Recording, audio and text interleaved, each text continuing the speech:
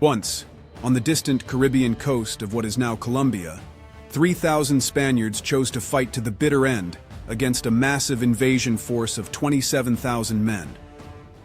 For Cartagena de Indias, a key city at the heart of the Spanish Empire, all seemed lost.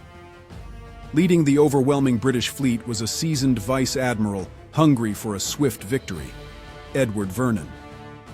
Opposing him stood only a handful of defenders, commanded by a legendary figure, Blas de Lezo. But what looked like a certain triumph turned into a brutal nightmare. This is the incredible story of the Battle of Cartagena de Indias, Spain's impossible victory. Let's start at the beginning. The year was 1731, turbulent times for the New World. The expanding British Empire, driven by commercial and naval ambition, aimed to supplant Spain as the dominant power in the Americas. For decades, London had profited from the Asiento de Negros, a lucrative contract to supply enslaved Africans to Spain's colonies. Yet Great Britain wanted more: direct access to the Caribbean's gold, silver, sugar, and trade routes. Then, something extraordinary happened. British Captain Robert Jenkins, in command of a smuggling vessel, was boarded by the Spanish Coast Guard ship La Isabela, commanded by Juan León Fandiño. In an incident that would go down in history, the Spanish captain tied Jenkins to a mast, cut off one of his ears, and, not content with that, allegedly told him, "Go and tell your king I'll do the same to him if he dares the same again." Though the incident was soon forgotten, it was revived years later, in 1738, amid political turmoil in Great Britain to fuel anti-Spanish sentiment. Some even claimed Jenkins displayed his severed ear preserved in a jar of pickles before the House of Commons in London, though no reliable source confirms this. The fact is that, in the end, in 1739, the Kingdom of Great Britain declared war on Spain. This was the War of Jenkins Ear, also called the War of the Asiento. With the conflict declared, one of the main figures entrusted with leading the hostilities was Vice-Admiral Edward Vernon, a man hardened by countless battles and whose fame was growing rapidly in Great Britain. But where should he strike first? In those days, Spain's four great American ports were Veracruz, Portobelo, Cartagena de Indias, and the crown jewel into which the other three fed, Havana. Securing these hubs was crucial to winning the war. In 1739, in territories of the Spanish Viceroyalty of New Granada, Vernon attacked Portobelo, exploiting its weak defenses and later destroying the port. This triumph made him a celebrated hero in Great Britain. In 1740, he launched two expeditions against Cartagena de Indias, but both were decisively repelled by the defenders under Blas de Lezo. By 1741, the British High Command prioritized capturing Havana. However, Vernon judged the city too strongly fortified, and instead resolved to strike Cartagena again, this time determined to finish the job once and for all. To that end, the British assembled a colossal force. For the land assault, they fielded 2,000 soldiers from the full 15th and 24th Regiments of the British Army, another 6,000 troops for amphibious operations, 3,500 recruits from Great Britain's American colonies, and 500 enslaved machete wielders from Jamaica, a total of 12,000 men. To these were added 15,400 Royal Navy sailors, bringing the grand total to around 27,400 men. The fleet included 29 ships of the line, the largest class of warships, 22 frigates, 2 hospital ships, and over 130 transport vessels, amounting to an impressive force of around 186 ships and over 2,600 cannons. Never before had such a force been assembled in the Caribbean. To many, defeat seemed unthinkable. For comparison, even Spain's famed Invincible Armada had fielded only about 154 ships. Opposing this immense British power, the the Spanish side in Cartagena de Indias had 1,100 veteran soldiers, 300 militiamen, 600 indigenous laborers, and 2 small companies of free black and mixed-race men. In addition, there were 400 Marines and 600 sailors aboard the mere 6 ships of the line available. In total, just over 3,000 men. The 6 warships were named Dragon, Conquistador, San Carlos, San Felipe, Africa, and Galicia. Commanding the British land forces was General Thomas Wentworth. At sea, Vice-Admiral Edward Vernon. The Spanish defense was led by the Viceroy of New Granada, Sebastián de Eslava, and beneath him, one of the most brilliant military minds in history, Lieutenant General of the Navy, Blas de Lezo y Olavarrieta. It is worth pausing for a moment to meet this remarkable man. Blas de Lezo was born in Pasajes, in today's Basque country, in 1689, to a minor noble but deeply seafaring family. At the tender age of 12, he enlisted in the Navy. At 15, during the Battle of Malaga, he fought with distinction, but a cannonball shattered his left leg, which had to be amputated below the knee without anesthesia. At 18, during the siege of Toulon, a splinter from another shot struck his left eye, blinding him. At 24 or 25, during the siege of Barcelona, he was hit in the right forearm by a musket ball, leaving that arm permanently useless. And so, by the age of just 25, Blas de Lezo was one-eyed, one-armed, and one-legged. Yet none of these injuries halted his meteoric rise through the military ranks, won through extraordinary valor and skill in many campaigns. Although later writers have called him peg-leg or half-man, no contemporary source confirms he was known by these nicknames in his own time. Now that we know its chief defender, let us return to Cartagena de Indias, which was about to face a brutal assault. Located in today's Colombia, it was one of the most important ports of the Spanish viceroyalty of New Granada. From its docks, tons of gold, silver, and other goods sailed to the metropolis. Whoever controlled Cartagena controlled the very heart of Spain's American trade. Facing the Caribbean Sea to the west, the city was naturally protected by a rugged, hard-to-reach coastline. It was encircled by a defensive wall, and a bridge over the water connected it to the suburb of Getsemani, which was also walled. The total population of the city numbered around 10,000. Approach by sea was possible through 2 main channels, Boca Grande, Big Mouth, and Bocachica, Little Mouth. Between them lay the island of Tierra Bomba, whose Chamba beach had once been fortified with a gun battery that by then lay abandoned. As for the entrances, Boca Grande had long been blocked by sandbars, but a recent storm had reopened it, though so shallow that only small boats could pass. Bocachica, by contrast, was deep enough for large ships, but very narrow. Its outer entrance was guarded to the north by the Santiago and San Felipe batteries, and to the south by the Baradero and Abanicos batteries.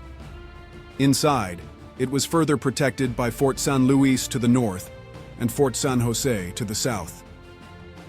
Beyond these channels lay Cartagena's outer bay, which also received supplies by canal and was protected by the Pasacaballos batteries.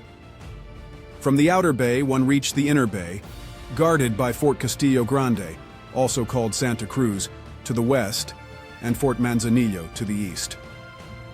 Finally, just 400 meters from Getsemani, commanding the sole landward approach, rose the imposing Castillo de San Felipe de Barajas, also known at the time as Fort San Lazaro. As the battle unfolded, each of these defenses would be tested to the extreme. On March 13, 1741, the first British ships were sighted from Cartagena de Indias. 2 days later, most of the vast fleet loomed off the city, a majestic swarm of white sails. Initially, the fleet anchored near La Boquilla, north of the city, suggesting that a landing would be attempted there. In the following days, the British did make a few half-hearted attempts to deploy troops at that spot, but these were easily repelled by the Spanish defenders. Vernon's true plan soon became clear. First, seize the Bocachica channel by neutralizing its defenses to allow the fleet into the outer bay. Next, move on to the inner bay's entrance and silence its guns as well. And finally, once he controlled the sea approaches, land the infantry and artillery to storm the mighty Castillo de San Felipe de Barajas. After that, Cartagena itself would be at his mercy. The Spanish leaders, Eslava and Lezo, knew they could never win in open battle. Their strategy was to resist and wear down the enemy, to turn every battery, every fort, every stone into a nightmare for the invaders. If they could hold out long enough, the British, already ravaged by tropical diseases and forced to live crammed aboard their ships, might be compelled to abandon their enterprise. Thus, following the plan, the bulk of the British fleet soon shifted southward. They ignored the Boca Grande Channel, too shallow for their warships, though the Spaniards kept 2 of their 6 ships of the line, the Dragon and the Conquistador, stationed there to prevent any landing by small boats. The remaining 4 Spanish ships, San Carlos, San Felipe, Africa, and Galicia, were positioned at the mouth of Bocachica to confront the British fleet. Aboard the Galicia, Lieutenant General Blas de Lezo directed the defense for most of the campaign. On March 20th, the real hostilities begin. Days earlier, the Spaniards have stretched a heavy chain across the Bocachica Channel, sealing the entrance to the harbor. At once, 3 British ships open fire on the Santiago and San Felipe batteries, while another 4 position themselves in front of Fort San Luis and begin pounding it with their guns. The British firepower is overwhelming. After only a few hours of brutal fighting, the Santiago and San Felipe batteries are reduced to rubble and must be abandoned by the Spaniards. With those positions gone, the British are free to land troops on Tierra Bamba Island. By March 22nd, they plant a battery of 12 mortars to bombard San Luis from the landward side as well. For the next several days, the exchange of fire is savage. The British focus their fury on Fort San Luis, hammering it mercilessly from their warships and from the mortars on land. The Spaniards fight back as best they can, not only from San Luis itself, but, whenever possible, from Fort San Jose, from the Baradero and Abanicos batteries, and from their 4 warships anchored in Bocachica. By March 24th, Lezo is convinced that Fort San Luis will not hold out much longer. He writes to the Viceroy, Sebastián de Eslava, asking for clear instructions on how to evacuate the position. It is worth pausing here to consider the relationship between these 2 men. Throughout the siege, the tension between them is palpable, at times close to breaking point. Lezo's diary reveals his growing frustration, accusing the Viceroy of ignoring his advice, of inaction, and of making poor decisions. Meanwhile, documents produced under the Viceroy's supervision accuse Lezo of reckless and dangerous moves. Yet Lezo strives to remain loyal to the chain of command, walking a fine tightrope between his own judgment and the orders he receives. By March 28th, with Fort San Luis on the brink of collapse, Lezo records in his diary that more than 2,100 bombs have been fired by the enemy. He also learns that the British are setting up a new battery of 20 cannons to finish bringing the fort down. To make matters worse, they already have large numbers of troops landed on Tierra Bamba, ready for a final assault on the battered stronghold.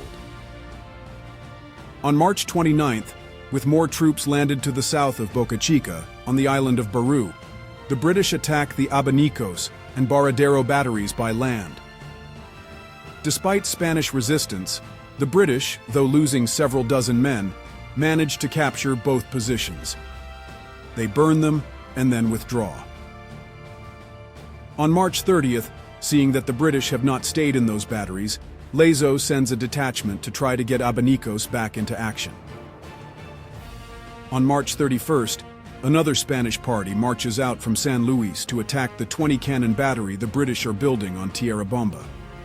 The Spaniards drive the British off at first, but when enemy reinforcements arrive, they are forced to fall back. Meanwhile, the men sent by Lezo to Abanicos work at record speed under heavy fire from the British warships and succeed in getting the battery back into service. By April 1st, Abanicos is again firing on the invaders. At the same time, Lezo receives word that the enemy is advancing by land toward the canal entrance at Pasacaballos. He has to send a few armed boats to defend the position. The fighting is fierce, but the Spaniards are stretched to their limits. They barely have enough men to defend so many fronts at once. By April 2nd, the British 20-cannon battery on Tierra Bamba is complete and begins pounding Fort San Luis. The fort will not resist much longer. Lezo maneuvers the Galicia closer to the battery and bombards it, managing to damage it and silence it for a few hours. That same day, he sends 300 men to reinforce Abanicos, which is being hammered relentlessly by the British warships. The next day, April 3rd, he has to order them to withdraw. It is no longer possible to hold the position. By now, 8 British warships are battering Fort San Luis and dueling with the 4 Spanish ships. On April 4th, while Lezo and Eslava are meeting aboard the Galicia, a cannonball passes dangerously close. Flying splinters wound them both slightly, but they remain at their posts. Finally, a breach opens in the battered walls of Fort San Luis, one that will prove fatal. April 5th is a day of maximum tension. With the Spanish defenses pounded to exhaustion, the British send more than 50 boats packed with soldiers toward the Baradero area to seize Fort San Jose. At the same time, they launch a land offensive with 2,000 men to storm Fort San Luis. The Spaniards, unable to defend the breached fort, are forced to withdraw. According to Lezo, the retreat is chaotic, carried out in boats without proper planning due to Eslava's failures. According to Eslava, whose secretary also wrote a diary, the withdrawal is carried out in good order.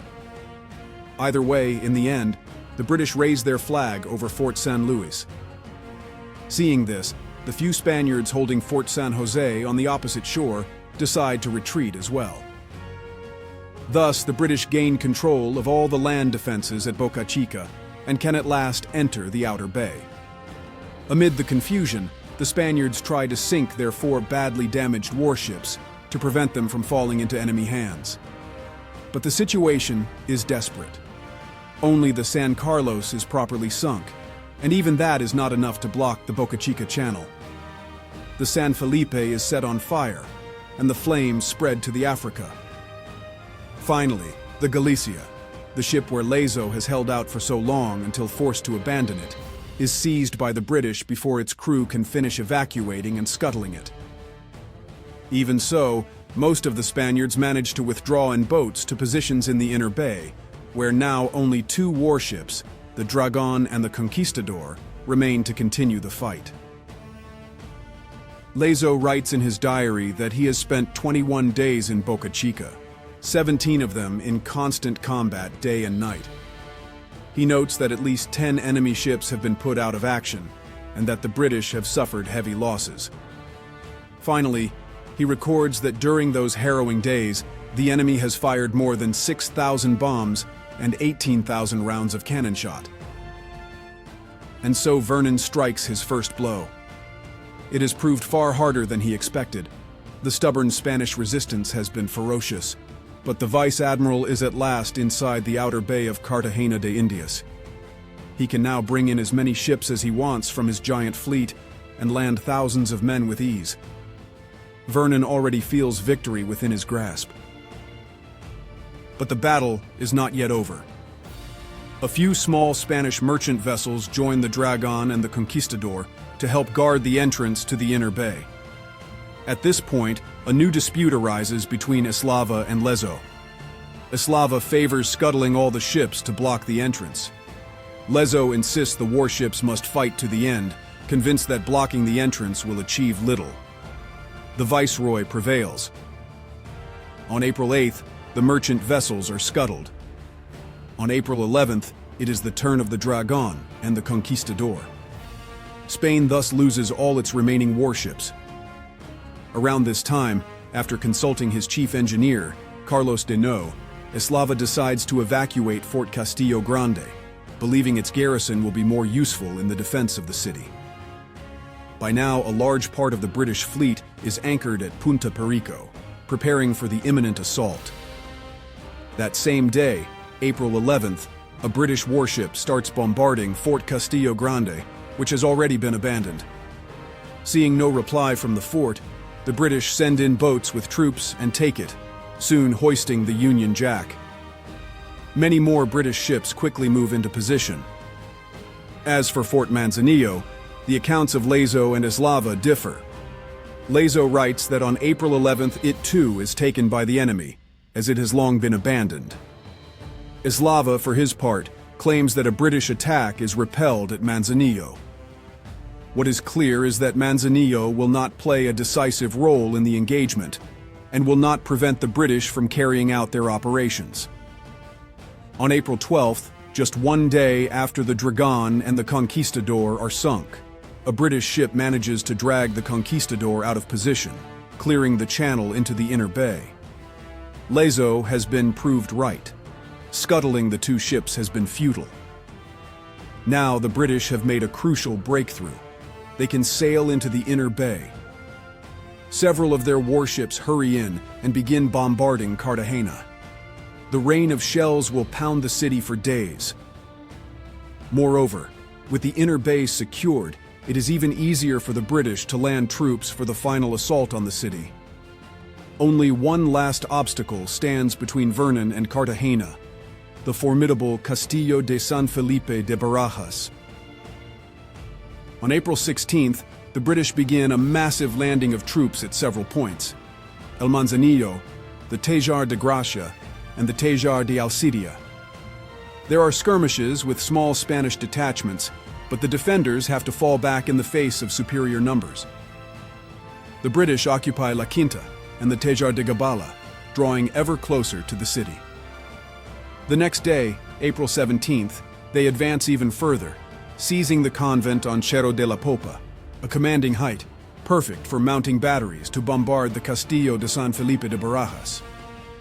Meanwhile, the Spaniards work feverishly to strengthen the castle and to dig new trenches and defensive lines. They know a brutal attack is imminent. But the British give them no respite. They launch diversionary attacks to wear down the defenders. On April 18th and 19th, they attempt to break through at La Boquilla and at the beaches of Cruz Grande, but once again, the Spaniards hold them off and drive them back. At last, the decisive moment arrives, the moment when the British must attempt to take the Castillo de San Felipe de Barajas. We have already spoken about the intense tension between Lezo and Eslava. Curiously, the British face a similar situation. Initially, neither Vernon, the highest-ranking naval officer, nor Wentworth, the commander of the land forces, were meant to lead the expedition. The post had been assigned to Charles Cathcart, but he fell ill with dysentery and died only a few months before the campaign. As a result, the decisions are taken in meetings of the High Command in which Vernon and Wentworth, as the two senior officers, dominate the debate. If tension between Eslava and Lezo is high, that between Vernon and Wentworth is unbearable. Wentworth is an inexperienced general, a man of the manual, a theorist. Now he finds himself in a bind. He knows that the safer course is to pound the fortress with artillery before attempting an assault. The problem is that his chief engineer has been killed in the fighting at Bocachica, and there is no one left capable of building batteries on the heights of La Popa to bombard San Felipe de Barajas. Vernon presses Wentworth hard. He insists the fleet has done all it can. It is time for the infantry to act. He argues they cannot waste any more time and that a vigorous assault is the best option. If they go in boldly, the fortress will not hold out. Wentworth hesitates. The idea of departing from the textbook offends him. But he also knows that every minute counts. The British are being ravaged by disease, and the relentless rains and the overcrowded troopships are making an already grim situation untenable. In the end, Wentworth gives in. The British are fortunate to have the help of 2 Spanish deserters. It is decided that the most accessible part of the fortress is the side facing the city, which therefore becomes the primary objective. But there is another problem. If they attack by day, the Spaniards, enjoying clear visibility from the city and unafraid of friendly fire, will massacre the attackers with combined fire from both the city's cannons and those of the fortress. The assault has to take place under cover of darkness. And so, close to 4 a.m. on April 20th, taking advantage of the darkness, nearly 4,000 British troops, formed in 3 columns, launched themselves against San Felipe de Barajas from different points. Among them are companies of colonial soldiers from North America. A fierce exchange of fire breaks out. The British advance behind large shields, but the ground is rough and steep. Progress is painfully slow. Reaching the walls is no easy task. As soon as the Spanish cannons roar, much of the undisciplined North American contingent panics and flees, many of them carrying the scaling ladders needed to storm the walls. Still, the attack goes on. The firefight is intense. When the first British finally reach the foot of the fortress walls, they discover that the few ladders that have made it that far are too short. All the while, the Spanish fire does not let up. 2 long hours pass from the start of the assault, and the British have achieved nothing. Their casualties are mounting. Worse is yet to come. Dawn breaks. Now, unafraid of hitting his own men, Lezo, positioned in the city at the Media Luna battery, orders his cannons to open fire. Many British soldiers find themselves trapped in a chaos of noise and iron, attacked from 2 sides. There is no choice but retreat or death. They break off the assault in confusion. The Spaniards send out a small detachment to cut off their flight, but a British reinforcement column of 800 men arrives in time to prevent the disorderly retreat from turning into a full-scale slaughter. When the smoke clears, the battlefield presents a horrific sight. The British dead and wounded lie heaped together. More than 800 of them have lost their lives, the wounded number in the hundreds. On the Spanish side, the total of dead and wounded barely reaches 20.